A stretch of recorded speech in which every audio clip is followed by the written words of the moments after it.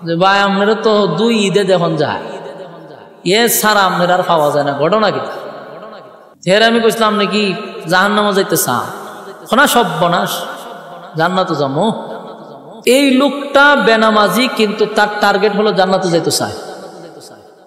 একজন সুদখোররে যদি তাফা দেয়া ধরেন, বলে রে সারাটা জীবন খালি সুদ খাইতে আছো, জান্নাতে যাইতে না জাহান্নামে যাইতে, না দোয়া করেন আল্লাহ যেন জান্নাত দেয়। খায় কি? সুদ। ঘুষখোররেও যদি ধরেন যে ঘুষ খাইতে খাইতে ফেট দিয়ে একটা 3 হাত লম্বা করছস, কই যাইতে মরার পরে দোয়া করেন জান্নাতে যাইতাম। হের দাবিও জান্নাত, ঠিক নেই?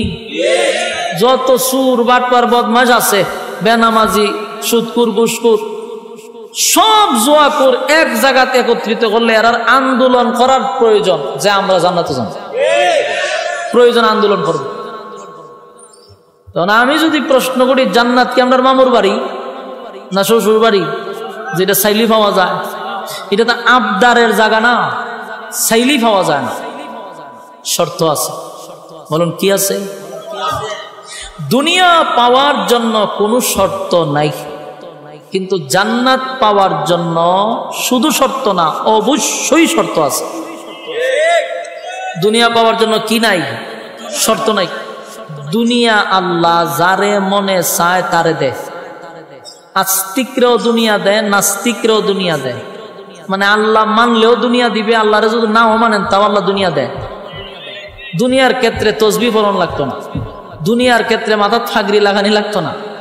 দুনিয়া আল্লাহ যারে মনে চায় তারই দেয়, কিন্তু পরকাল যারে মনে চায় তারে দেয় না। পরকাল পাওয়ার জন্য বাধ্যতামূলক শর্ত আছে। দুনিয়া পাওয়ালে শর্ত লাগে? যারা আল্লাহরে গালি দেয় এরা আমরা 3টা বল আছে, কথা হয় না? আমেরিকা গাড়ি আছে, বাড়ি আছে, কিন্তু গালি দেয় খারে আল্লাহরে। কিন্তু কেন দেয়? আল্লাহ হয় দুনিয়ার কোনো মূল্য আমার কাছে নাই। মরা গরু যখন মারা যায়, গরু এটা কই ফালান নিয়া ওই ময়লার স্তূপে নিয়ে ফালাই দিয়া, ঠিক না? আগে মরা গরু খাইতো শুকুনে, এমন শুকুন আসেনি?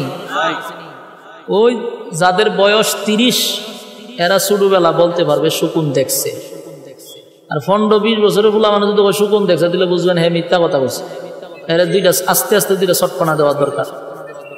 মিশাও তো কইলে, কারণ আমরা 30 বছর ভাইরিছি, আমরা কইতে পারি যে ছোটবেলা দেখছি শুকুনে আয়া গুরু খাইছে।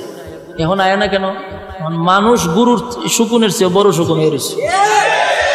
শুকুনে মানুষ এখন শুকুনে মানুষটা ডরায়, ভয় পায়, কারণ মানুষ মরা গরু শুদ্ধ খায়ালা, গরুর ভিতরে একটা বুরুলি থাকে, এটা শুদ্ধ মানুষ খায়ালা। শুকুনে চিন্তা করছে যে লাভ নাই। আগে আমরা যেটি খাইতাম এটি মানুষে খায়, তার গিয়ে কি দরকার? তো মরা গরু যখন মারা যায় মালিকের কাছে এটার আর কোনো মূল্য থাকেনি, শেষ, মূল্য শেষ। তখন এটারে ফালাই দিলে এক সাইডে দা কুকুরে খাইতেছে, এক সাইডে দা শিয়ালে খাইতেছে, এক সাইডে দা শুকুনে খাইতেছে, অন্য সাইডে দা পোকামা করে খাইতেছে। মালিকের কোনো বাধা দেয়? হ্যাঁ খাইস না কর, মালিকের এটা কোনো মূল্যই নেই। এই জন্য কে খাইলো, কোন প্রাণী খাইলো, এটা মালিকের দেখার বিষয় না। দুনিয়াটা হলো একটা মরা গরুর মতো, এটারে নাস্তিকেও খায়, আস্তিকেও খায়, আল্লাহ মানলেওয়ালারাও খায়, আল্লাহ না মানলেওয়ালারাও খায়। আল্লাহ বাধা দেয় না, তাই না? কেন? এটা মরা গরুর মতো, খাইতে থাক, খায় ইচ্ছা মতো। কিন্তু পরকাল বড় দামি। পরকাল জিতা গরুর উঠে কেউ খামড় দেয়, আমরা শুদ্ধ খামড় মেরে ধরে রাখবো মালিকে, ঠিক নেই? জিতা গরুর উপরে একটা যুগ ধরলেও এটা টাইনা ছিঁড়ে, বড় দামি। জান্নাত পরকাল এটা আল্লাহ সবাইরে দিবে না। কাদেরকে দিবে? 1 নম্বর শর্ত, ইল্লাল্লাযীনা আমানু, যারা ঈমান আনবে আল্লাহর উপরে। বলুন 1 নম্বর শর্ত কি? ইল্লাল্লাযীনা আমানু, তোমরা ঈমান আনো আমি আল্লাহর উপর। কোন বেঈমানকে আল্লাহ জান্নাত দিবে না। বলুন জান্নাতে যাওয়ার জন্য 1 নম্বর শর্ত কি? ঈমান।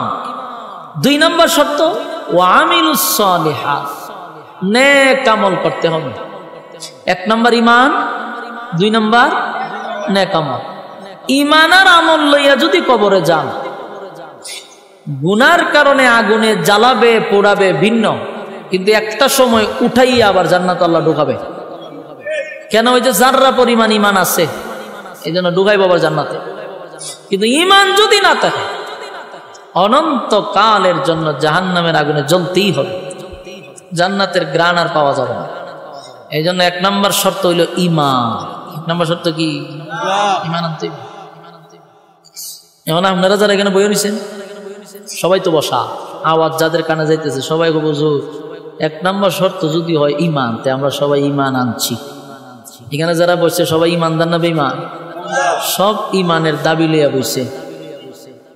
আমরা তো আল্লাহ কইছে 1 নম্বর শর্ত ইমান আনো, আমরা তো সবাই ইমান আনছি। কিন্তু প্রশ্নটা হইল ইমান আনার পরেও আল্লাহ ইমানদারকেই কেন ওয়াজ করে? আল্লাহ ঘুরাইয়া ঘুরাইয়া খালি ইমানদারই বলে। জাহান্নাম থেকে বাঁচার জন্য ইমানদার কি বলে? আল্লাহকে ভয় করার জন্য ইমানদার কি বলে? ইমান আনার কথা ইমানদার কি বলে? অথচ বেঈমানকে আল্লাহ বলে না, ইমানদাররে বলে। কিন্তু আমরা তো ইমান আনছি, আনার পরেও কেন বলে ইমান আনো? বোঝা গেল আমাদের ইমানের মধ্যে বেজাল আছে। বেজাল না থাকলে আমরা কই কেন? ইয়া আইয়ুহাল্লাযীনা আমানু কু আনফুসাকুম ওয়া আহলিকুম নারা। এখানে আল্লাহ কয়, হে ইমানদারেরা, জাহান্নামের আগুন থেকে বাঁচো এবং তোমার পরিবার আহালকেও বাঁচাও। কেন কোনো বেঈমানরে কইছে না ইমানদাররে কইছে? ইমান, আমরা তো ইমান আনছি, জাহান্নাম থেকে বাঁচার কথা কয় কেন? বোঝা গেল বেজাল আছে। ইয়া আইয়ুহাল্লাযীনা আমানুত্তাকুল্লাহা হাক্কা তুকাতিহ। হে ইমানদারেরা, আমি আল্লাহকে ভয় করো, ভয় করার মতো। এই কেন ইমানদারই কয় কথা? এখন ঠিক ঘটনাটা ঘটনা হইল, জ্বর উঠলে পরে একটা বগলের নিচে একটা কলম রাখে, এটা কতক্ষণ রাখার পরে একটা পয়েন্ট ওঠে 102, 103, এটা রাখে থার্মোমিটার। এটারে কি কয়? এটা তো জ্বর মাপে। কিন্তু পৃথিবীতে ইমান মাপার কোনো থার্মোমিটার নেই, আসেনি? ইমান মাপার থার্মোমিটার না থাকার কারণে একটা লোকরে আমরা ডাইরেক্ট বেঈমান বলতে পারি না, কারণ আমি তো মাপছি না।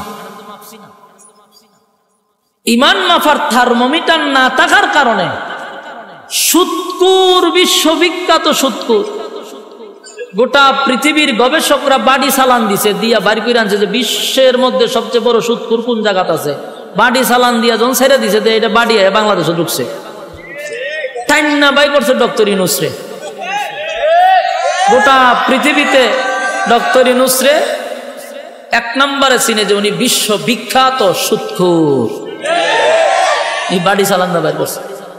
এরপরে কয় আমরা যত বড় সুৎকুর বাংলাদেশে বইরেছেন আমরা তো জানি না, আইন আমরা একটা পুরস্কার দিছে, সেরা পুরস্কার দিল নোবেল পুরস্কার। সফল সুৎকুর সে, গোটা বিশ্বের মধ্যে তারে এখন মডেল মনে করে। এমন বিশ্ববিখ্যাত সুৎকুর ডক্টর ইউনূসরে যদি আপনি বলেন যে স্যার আপনি ইমানদার না বেঈমান, কি বলবে? বলবে আমি ফাক্কা ইমানদার।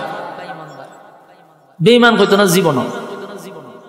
বেনামাজিরও যদি জিগান আপনি ইমানদার না বেঈমান, কইবে আমি ফাক্কা ইমানদার। জানাকুরও যদি জিগান হেও কই ইমানদার। হ্যাঁ, লম্পট বদমাশগুলি সবগুলি কয় আমরা ইমানদার। আমার প্রশ্ন হলো, ওই যে থার্মোমিটার না থাকার কারণে সুৎকুরেও হয় ইমানদার, ঘুষখোরেও হয় ইমানদার, বেনামাজিও হয় ইমানদার, বেফরদাওয়ালাও হয় ইমানদার, আল্লাহ সরাসরি মানে কিন্তু আল্লাহর আইন কানুন মানে না এমন লোকও হয় আমি ইমানদার। কেন? ওই যে থার্মোমিটার নাই। কিন্তু আল্লাহর কাছে থার্মোমিটার আসেনি। আল্লাহর থার্মোমিটারে আমরা ধরা পড়ি। ধরা পড়ার কারণে আল্লাহ বারবার ইঙ্গিত দেয়া ভাই ইমানদারের দলগল ইমানান। আল্লাহ তো জানে আমরা ইমানের মধ্যে গন্ডগোল, এই জন্য আল্লাহ বারবার কোরআনে বলেন ইমানদার ইমানান, কোনো বেঈমান কয় না, কারণ এত সিল মারা বেঈমান। কিন্তু তুই তো ইমানদার না, তুই ইমানের বেশ ধরছস। আমার কথা বুঝিনি আপনারা? এটা তো একবার সিল মারা বেঈমান। আর ইমানদারের মধ্যে যে বেঈমান এ বইয়া রইছে, এ ধরছে ইমানের বেশ, কিন্তু ভিতরে ইমান নাই।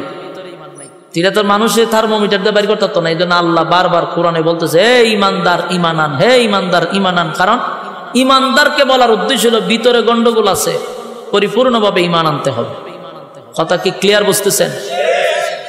ঈমান আর আমল লইয়া যদি আপনি কবরে যাইতে পারেন, আল্লাহ বলেন যদি গুনাহ হয় এর বিনিময়ে জাহান্নামে যাইতে হবে, ফিডা একটা খাইতে হইব, জনমের মাইটটার খাওয়ার পরে থুইল্লা আবার জান্নাতে ঢোকাবে। ওই যে ঈমানের গুণে। হাসরের মাঠে দল হইব দুইটা, একটা ডানপন্থী একটা বামপন্থী। দুনিয়াতে ডানপন্থী বামপন্থী আসেনি? আছে আছে। জান্নাতে এই হাসরের মাঠে দুই দল, একটা ডানপন্থী একটা বামপন্থী।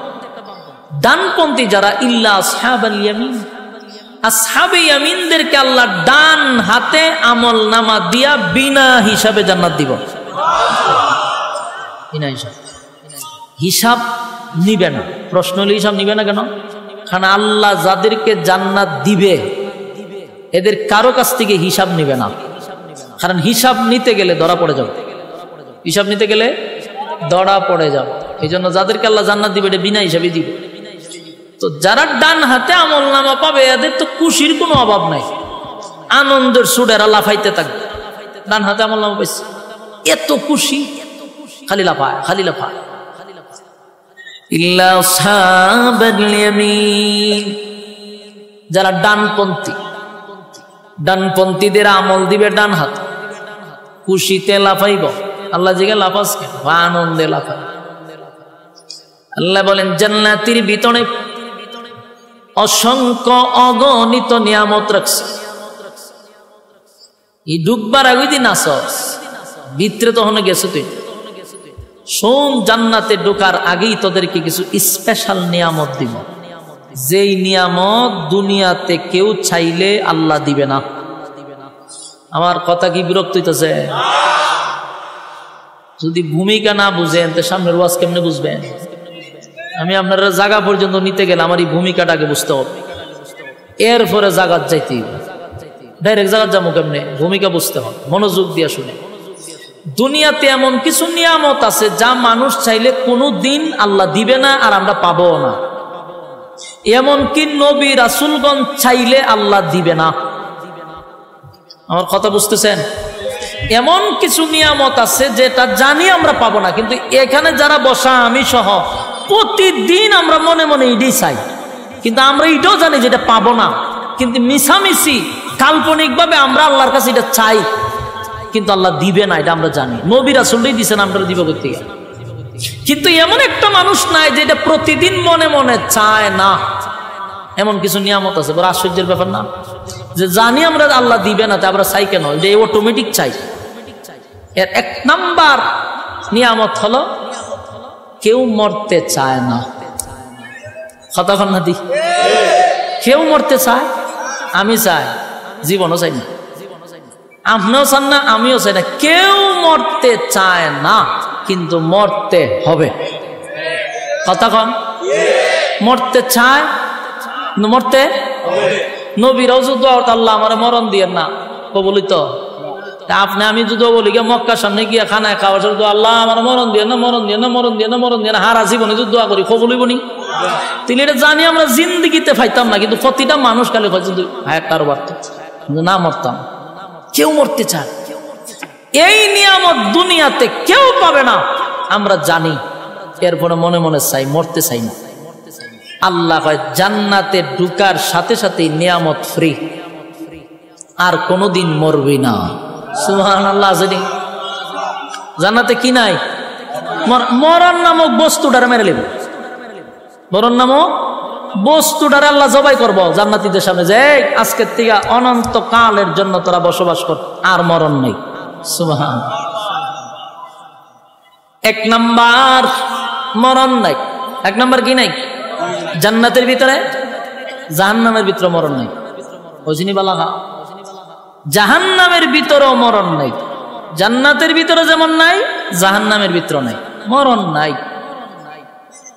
এক নাম্বার হলো মরণ নাই।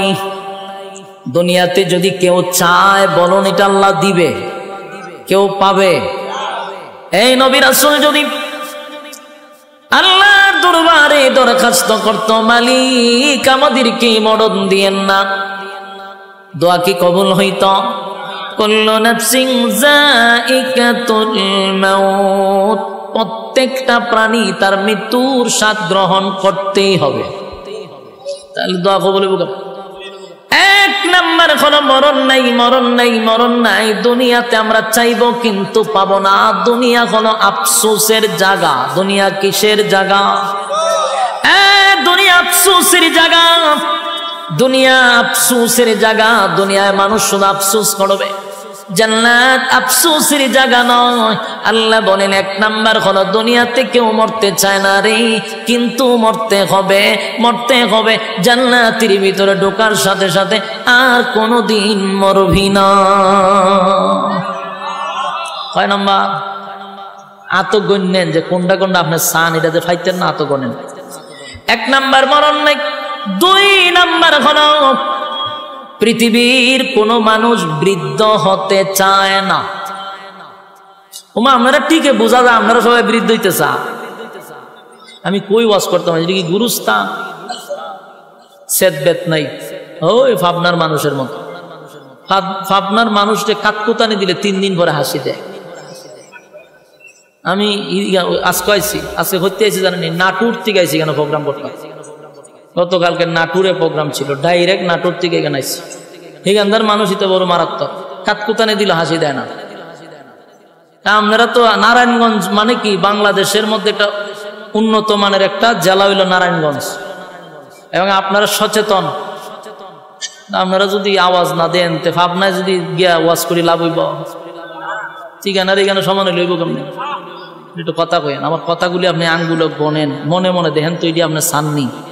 আল্লাহ কইছে এটি চাইলে দুনিয়া দিবে না, কোন কোন জিনিস দিবে না এটা একটু গনেন। এক নাম্বার মরণ নাই, মরণের জন্য যুদ্ধ, এখন আল্লাহ মরণ দিয়েন না, কবুল হইব। দুই নাম্বার কেউ বৃদ্ধ হইতো চায়, আপনারা চান?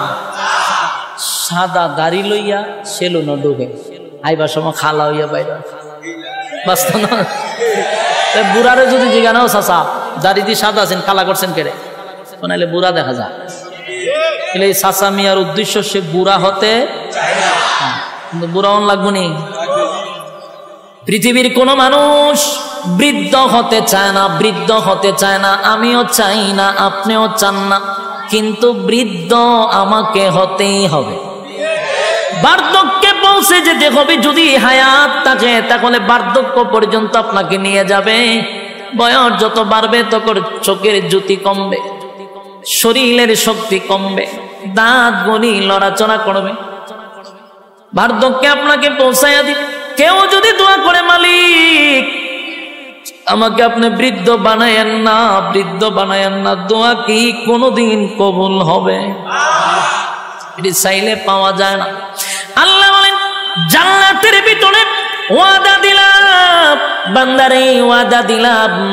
দুনিয়াতে কেউ বৃদ্ধ হতে চায় নাই, কিন্তু বৃদ্ধ হইতে হইল। জান্নাতের ভিতরে একটা লোক বৃদ্ধ হইয়া জান্নাতে ঢুকবে না। প্রত্যেকটা জান্নাতীর বয়স হবে 32 বছর। খুশি নি আপনারা? 32 তো হবে, কিন্তু 32 থেকে কোনোদিন বয়স 33 হবে না। এটা কারণটা কি? কারণ এটা তো শেষ নাই। জান্নাতের শুরু আছে, শেষ নাই, তো বয়স বাড়তো কেমনে?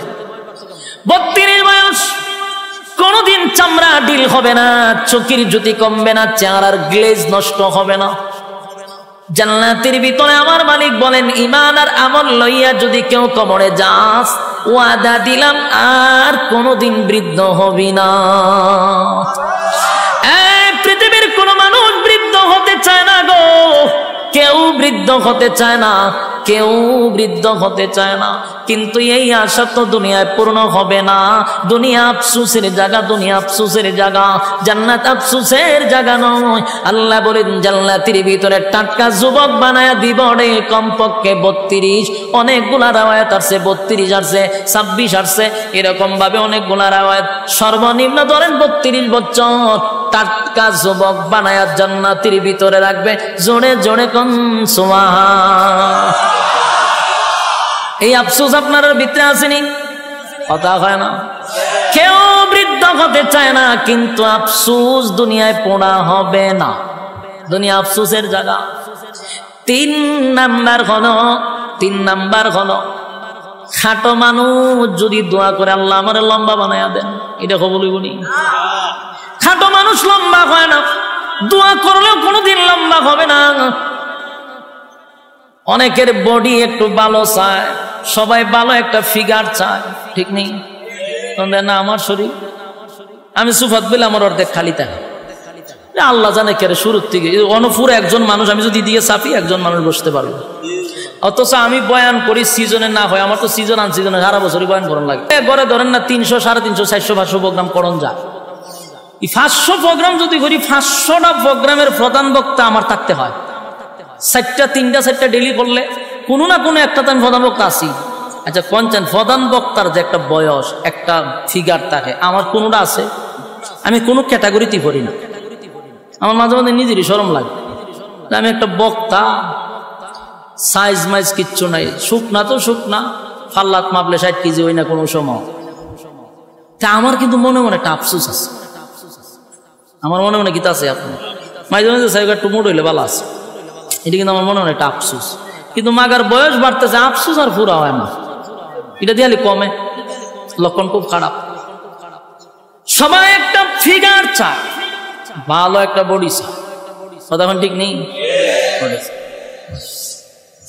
খাটো মানুষ কোনদিন লম্বা হয়? হ্যাংলা মানুষ, এটা কি হঠাৎ করে জিম যে করে একটা বডি আছে, ফিল্ডার, বডি ফিল্ডার হয়, এটা কি করা সম্ভব নেই? সবার বডি কি রকম হয়? কেউ দেখা যায় ফ্যাট, শরীর থেকে ফ্যাট লইয়া গেছে আরেক দিকে, কিরকম মানুষ আছে না? আফসোস আছে কিন্তু এটা পায় না। যেমন আমার আফসোস আমি ভাই, কথা কই না দি। আবার আমার থেকে একটু মুড আছে, হের মনে মনে চিন্তা যে আমি একটু চিকন হইলে ভালো আছে। আমার অনেক বন্ধু বান্ধব আছে, আমি মনে হয় তোর বডিটা আমার হইলে সুপার হক আদায় হইলে, তখন করে আমার তোর স্বাস্থ্যটা যদি আমার হইতো, তা আমি যে কি দোয়া করলাম, আমার যে কি অশান্তি, আমি উঠতে পারি না, বসতে পারি না, দৌড়তে যাইতে পারি না। তখন দেখলাম আমার সব বনাস, এর দিয়ে আরেক আফসোস, এ কয় কম তো, আর আমি কই বাদ তো। মাগার আফসুস ঘুরাইয়া সব জায়গাতে আছে, কারণ দুনিয়াটাই হলো আফসুসের জায়গা। বাস্তব না বাস্তব? আল্লাহ বলেন দুনিয়ার মধ্যে যদি কেউ চায় খাটো মানুষ আল্লাহ আমার লম্বা বানায়া দেন, কোনদিন দোয়া কবুল হবে না। খাটো মানুষ লম্বা হয় না, স্বাস্থ্যবান লম্বা স্লিম বডি চাইলেই পাওয়া যায় না। কিন্তু আল্লাহ বলেন ঈমান আর আমল লইয়া যদি কবরে আসস বান্দারে, ওয়াদা দিলাম প্রত্যেকটা জান্নাতীর বডি কমপক্ষে 60 হাত লম্বা হবে। কি বুঝে 60 হাত লম্বা? এই ব্যান্ডেলটা যতক্ষণ বড়, ততক্ষণ বড় যদি একটা মানুষ একটা খার হয়, বুকটা হতন বড়ইব। এই গান আমার ফ্যাট ম্যাট নাই, একদম ওই যে ফিট না বডি যেটা কয় ফিল্ডার, এরকম বডি অন্তত 60 হাত লম্বা। সুবহানাল্লাহ। এক মাপের, কেউ 1 ইঞ্চি বেশি চুড় এরকম না, 1 মিলের। খুশি না আপনারা? কয় হাত? আদম নবীর মতো বডি, আদম আলাইহিস সালাতু ওয়াস সালাম 60 হাত লম্বা, জান্নাতীদের প্রত্যেকের বডি থাকবে 60 হাত লম্বা। তাহলে দুনিয়াতে আফসোস করলেন কোনদিন পুরা হলো না। জান্নাতের ভিতরে আমার মালিক কিন্তু প্রত্যেকটা জান্নাতীর লম্বা প্রায় 60 হাত করে দিবে। সুবহানাল্লাহ। দেখুন তো মনে মনে চিন্তা করে, এগুলো আপনি আমি আফসোস করি কিনা? অনেক সময় চিন্তা করি আর যদি 2 ইঞ্চি লাম বইতাম, হ্যাঁ এরকম অনেকে ভাবে না? অনেক সময় আমার বডিটা যদি আর একটু ফিটফাট হইতো, বড় সড়ো হইতো, আসেনি আফসোস? দুনিয়ায় কোনোদিন পোড়া হবে না, কোনোদিন পোড়া হবে না যদি সারাদিন দোয়া করেন আল্লাহ আমি 5 ফুট আমার 7 ফুট বানায়া দেন। এই দোয়া কি কোনোদিন কবুল হইব? আপনারা মাদ্রাসার মুহতামিমরা লইয়া যদি খানায় কাবার সামনে যান, বলে হুজুর আপনারা বাড়া করেন যে খালি দোয়া করবার লাগে, হুজুরে যদি খান দেয় আপনিও খান দেন, দোয়া কবুল হয়ে যাবো গা? কোনোদিন দোয়া কবুল হবে না। আফসোসের জায়গায় থেকে গেল দুনিয়া, আফসোসের জায়গা। জান্নাতের ভিতরে কম পক্ষে 60 হাত লম্বা। সুবহানাল্লাহ। কয়টা গেছে? এত কোন চিন্নি? 3টা গেল। 4 নাম্বার হলো কালো মানুষ কোনদিন সুন্দর হয় না। কথা হয় না? কালো মানুষ সুন্দর হয়? কেউ যদি দর আল্লাহ আমি ঘুমাইছি খালো ইয়া সহায় লালটা যেন আমি দেখি আমি দল হয়ে গেছি, এই দোয়া কবুল হইব? কালো মানুষ কোনদিন সুন্দর হয় না। কালো তো কালো, যদি দোয়া কইরা সুন্দর হইতো রে তাহলে হাবশি বেলাল আগেই সুন্দর হয়ে যেত। কালো মানুষ কোনোদিন সুন্দর হবে না। আল্লাহ বানাইছে আপনারা যেমন এমনই হবেন, কিন্তু কালো মানুষ যারা তারা সুন্দর দেখলে মনে মনে একটা আফসোস আছে। কপালের গরের কপাল, আমি এক কালার গরের খালা, এরকম অনেকে কয় না? আয়নার সামনে কতক্ষণ পরে পরে যায়, ডাইনের চুল বামে নেয়, বামের চুল ডাইনে নেয়, এটা কেড়ে করে সুন্দর দেখা যেত।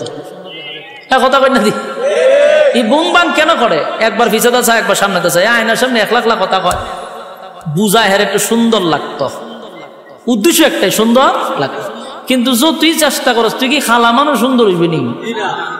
এখন বলে ইয়ে বাড়িছে, মেডিসিন বাড়িছে, বিভিন্ন জিনিস মুখ টোকতে খালা মাইয়া গুলারে দলা বানায় বানায় বিয়া দিলাইতেছে। আমরা বাড়ির কাছে এক মাইয়ারে বিয়া দিছে, তা আমি ঘুমায় ঘুমায় আমি আলাপ করতে চাই, কেমনে বিয়া দিল হোমা, এটা যে দলা হইছে কেমনে হইলো দলা? খালা মানুষ আবার দলা হয় কেমন? হইটারে কিতা জানে মাখাইছে, 1 মাস ধরে মাখাইতেছে, মাখাই এটার দলা বানাইছে। আমি ঘটনা তো ঘটবো, কি ঘটবো? আমি কম আল্লাহর উপরে পণ্ডিতি করছি।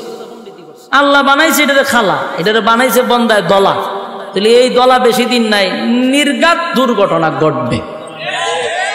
এটা কইতেছে কিন্তু আমার হোম মিনিস্টারের কাছে 6টা মাস গেছে না, আমার হোম মিনিস্টার কইতেছে আপনি কিন্তু আল্লাহর ওলি না কিতা কেরে, হঠাৎ করে আমার বুজুর্গিগিরি কিতা দেখলা, কোন আপনি যে কইসলেন একবার, হেতে আস্তা শরীর অবস্থা খারাপ হয়ে গেছে। কি হয়েছে? হসপিটাল আছে, আস্তা মুখ ফুল্লা ফসা ধরে লেছে, পরে দিয়া ডাক্তারের রিপোর্ট দিছে স্কিন ক্যান্সার।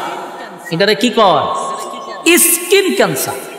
আমার ঘরে আপনি বুঝলেন কিভাবে? আমি কারে এটা বুঝন লাগে না, আক্কল লাগে। আল্লাহ বানাইছে খালা, হে আল্লাহর উপরে তো পণ্ডিতি করছে, এটা তো দুর্ঘটনা ঘটবো, এটা তো আকলই কয়, এটা আকলে কয় না।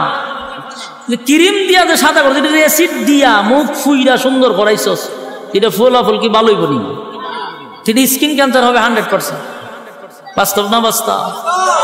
আল্লাহর উপরে তো পণ্ডিতি করেন, খালা মাইয়া গুলারে দলা বানায় মানে বিয়া দেয়, পরে পরে নি বিপদ। সাবধান, আল্লাহর উপর দিয়ে পণ্ডিতি করা যাবে। কালো যদি সুন্দর হইতো তো বেলাল হয়ে যেত সুন্দর, রাসূলের সাথে থাকতো, রাসূল দোয়া করলে সুন্দর হয়ে যেত গা, কিন্তু কালো সুন্দর হবে। কিন্তু আফসোস থেকেই গেল, ঠিক নেই? কালো মানুষের মনে মনে কত আফসোস, আল্লাহ আমারে বানাইলেন কালো। ওই কালো মানুষটা যদি মন খারাপ হয়, মাঝে মধ্যে বেলালের ইতিহাস শুনবেন। বেলাল কিন্তু সাধারণ কোনো কালো ছিল না, হাবশি ছিল। খালা কি অস্তের খালা, হাসি দিলে শুধু দাঁত দেখা যাইত। বেলাল শুধু কালো ছিল না, চেহারার গঠনও সুন্দর ছিল না, ঠোঁটগুলা মোটা মোটা ছিল, তার মানে খুব কুৎসিত ছিল। কিন্তু সেই বেলালের কত দাম জাননি? নবী মেরাজে গিয়া কয়, বেলাল রে, আমি তোর পায়ের আওয়াজ জান্নাতে পাইছি। বেলালের এত দাম, এত দাম, এত দাম।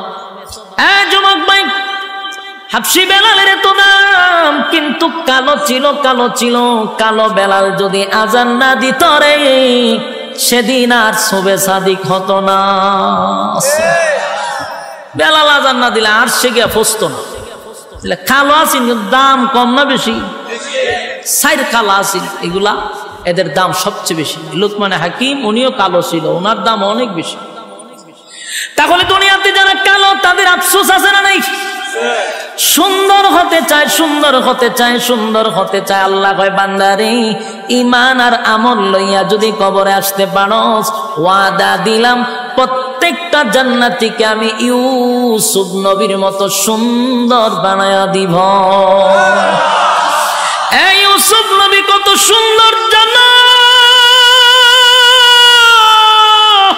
ইউসুফ নবীর দিকে তাকাইয়া মিশরের মহিলারা আঙ্গুলগুলি কেটে কেটে কেটে জমিনে ফালায়া দিছেন ইউসুফ নবীর চেহারার দিকে চাইয়া। এই যে চাইছে, অন্যদিকে এবার কাটতেছে, চাইয়া চেহারার কি আকর্ষণ! বাবা তাকায়া রয়েছে, ছুরি দিয়া হাত কাটতেছে, চেহারার আকর্ষণ বলতেই পারে। সুবহানাল্লাহ, সুবহানাল্লাহ। এমন সুন্দর চেহারা জান্নাতের ভিতরে প্রত্যেকটা জান্নাতীকে আমার আল্লাহ দিবে। তাহলে জান্নাতের ভিতরে প্রত্যেকের চেহারা থাকবে ইউসুফ নবীর মতো সুন্দর। আল্লাহ অর্ধেক পৃথিবীর সৌন্দর্য ইউসুফ নবীরে দিয়া দিছে। খুশি নি আপনারা? জান্নাতের ভিতরে আফসোস থাকবে না। দুনিয়া আফসোসের জায়গা, দুনিয়া আফসোসের জায়গা, দুনিয়া আফসোসের জায়গা, জান্নাত আফসোসের জায়গা না। প্রত্যেকের চেহারা হবে ইউসুফ নবীর মতো। কয় নাম্বার হইছে?